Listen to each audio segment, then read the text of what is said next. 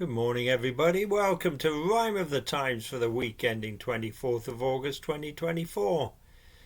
Democrats feeling bold as Kamala fever takes hold according to the polls, and Michelle has Trump trolled. M-pox is spreading, we're told, but a vaccine should have us consoled. This winter the old could get cold as Reeves is sold on the goal of getting the country's spending controlled. Tragedy unfolds when a superyacht is rolled, ending the lives of Mike Lynch and 6 souls. Jenas expelled from the BBC fold. In recent times, COVID, extreme weather and war have shaken our planet and its people to the core. Now possibly another of those earth-shattering shocks, 500 plus dead across Africa from m-pox. Cases in Pakistan and Sweden now found, and fears of another world pandemic abound. A repeat of a COVID scenario causes dread, but there's a vaccine to put those fears to bed. For now, though, it's an international emergency, according to the WHO agency. On Monday, a tornado hit southern Italy and a superyacht sank off the coast of Sicily. On board, 22 people about to begin a trip in honour of Mike Lynch's court case win. As a tech entrepreneur, he was one of the greats, dubbed the UK's equivalent of Bill Gates. For over a decade, he'd been fighting back hard against claims of fraud from Hewlett-Packard. HP bought a company called Autonomy from Lynch, but claimed they'd been misled when the deal was clinched. Said that accountants had played fast and loose with the financial figures and they were not amused. And despite a high-profile campaign to fight it and Anglo-US relations being blighted, Mike Lynch to America was extradited with 16 counts of fraud. He was indicted. A 3-month trial ended with a verdict in June, complete exoneration for the British tycoon. So he pushed the boat out in celebration, invited friends and family on his yacht, the Bajan.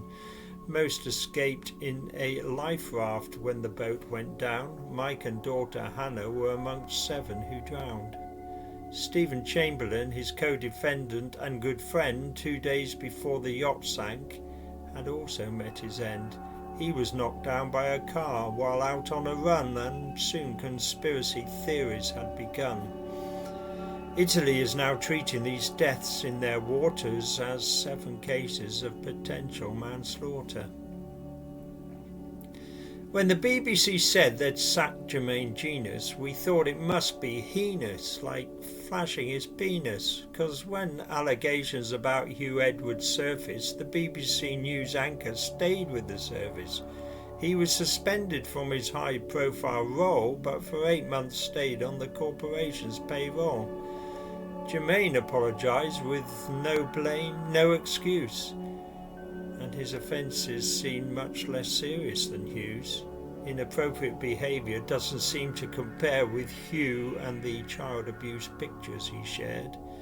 Then again, we don't know the full facts, to be fair. So we have those who judge Jenas and already despair, while others throw their arms up in the air and say, "Blimey." And Jermaine himself is starting to ask, why me? He may have been stupid, perhaps even slimy, but does it justify his career being stymied? All these questions have become germane for Jermaine. Now he is seeking legal advice on the same. This week in Chicago at the Democratic Convention, Kamala's great love-in reached new dimensions. An emotional 4 days of stage-managed drama, including turns from Biden, Waltz and the Obamas. Kamala accepted the Democrats' nomination as the one they support to lead the nation. Her acceptance speech was confident and heartfelt, the audience now certain their trump card's been dealt. Her optimistic tone and words of hope concealed the fact that little policy was being revealed. But the good ship Harris has barely set sail. This was no time for nitty-gritty detail. Michelle Obama is an accomplished proponent of dealing with unwanted, unsavoury opponents. When asked for advice, she once gave the reply, "If your enemy goes low, you should go high." But on Wednesday, how the Blue Party roared when Michelle had her own advice ignored. She said Trump should be told the role he's now seeking might be one of those black jobs of which he's been speaking. Donald Trump the next day in North Carolina on the campaign trail was again the great whiner. "I try to be nice to people, you know," he opined. "But Barack Obama was nasty to me," he then whined. Governing the UK is a task that's so big, and Labour's quickly learning it's no easy gig. Sir Keir's new government's had a baptism of fire. Domestically and internationally, things look so dire. On July the 6th, there was so much to fix. Then the street riots were thrown into the mix. The protests were bad, but here's the worst thing. So many chucked in jail have our prisons bursting. Judges have now been told to stretch out the time when they give a stretch of time to those who've done crime. Then on Friday came more pain for the cash-strapped. News from the energy watchdog on the price cap. Ofgem's message was as joyful as a post-mortem. The price cap is rising 10% in the autumn.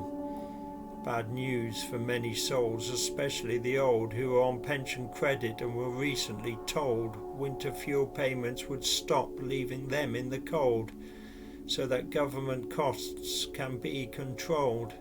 Rachel Reeves making blanket decisions on spreadsheets while some pensioners wrap up in blankets and bed sheets.